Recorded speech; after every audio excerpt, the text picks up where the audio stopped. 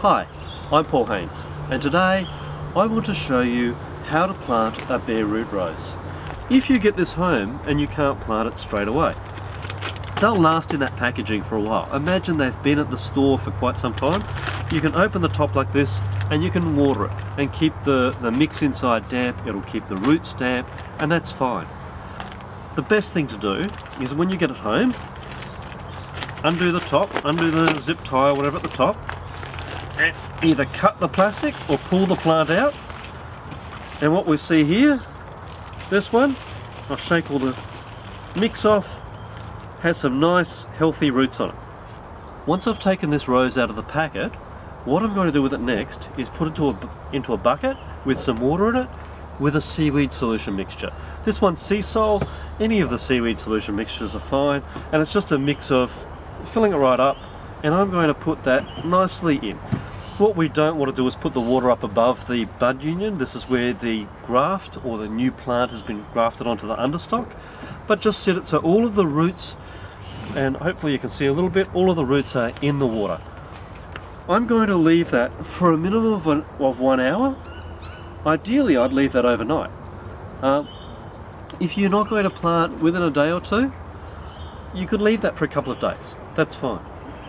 If it's going to be another week or so before you start looking at planting, what I can do is I can get all of my bare root roses, put them all into one hole, backfill it, and then come back in 2 or 3 weeks time and dig them up and then treat them like a bare root rose and start again. We've now had our rose soaking and want to plant it.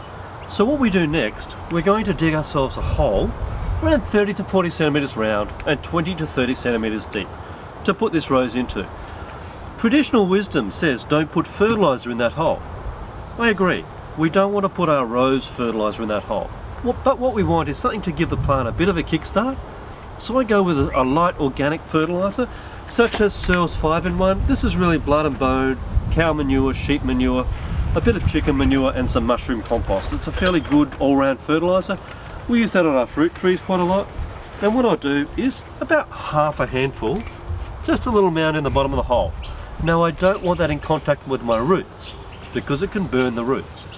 So what I'll do is I'll make my mound on top of that for the roots to spread over. I'm using here a potting mix, and some people would like to put their roses straight into a pot, grow them up and get them growing and then put them in the ground, and that's fine too. If you do that, use a good quality potting mix. I use Searles Peat 80. I'd also recommend their premium potting mix is very good. Now I have a nice mound here that I've made that I want the roots to spread over, to get the roots in all directions if I can. Now if you only have 2 or 3 roots, that's okay. You can just spread them out over the mound. When I get this out of the bucket, don't be too gentle. Any roots that are a bit old, a bit damaged, you can cut those off. We can cut off roots that are a little bit long. I cut it a little bit earlier to fit it in the bucket. And what I'll do now is you can see all the roots are pretty much straight down. I want to spread those out and spread them over the mound. Don't be too gentle. So what I can do, I can spread those out, I can push that down over the mound, and then I'm going to backfill. I'm going to show you in the ground how to plant it in a hole. First, what I want to do is trim off, like I would pruning, to a good bud on the actual plant itself. And finding there's lots of nice healthy buds on this. This will get some good growth. What I'm going to do also is check first, before I start doing anything else, that the hole's big enough. I'm going to check the roots. If I need to, I'll dig the hole a little larger for the roots, or maybe cut the roots back. I'll get some of my blood and bone or 5-in-1. I'll put a little bit at the bottom of the hole. I'm then getting some of the mix that we had, some of the soil that I dug up, and in the hole I'm making this nice mound in the middle that I'm then going to spread the roots over. Then what we do, let's test, and we'll see the height. Height's good. That's pretty good first time.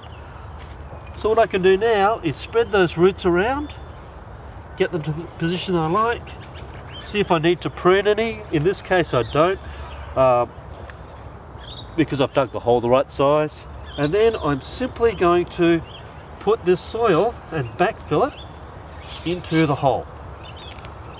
And it's just spreading it around, getting it down between those roots. The idea of making the cone underneath is so the roots have something to sit on, and so you don't have air pockets around. So I'll put this soil in.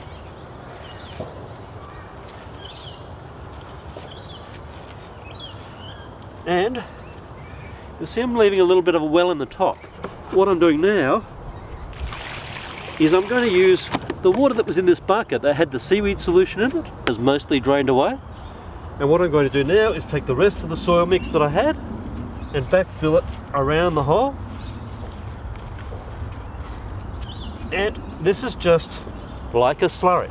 That's what we want. This moisture is going to get that rose going.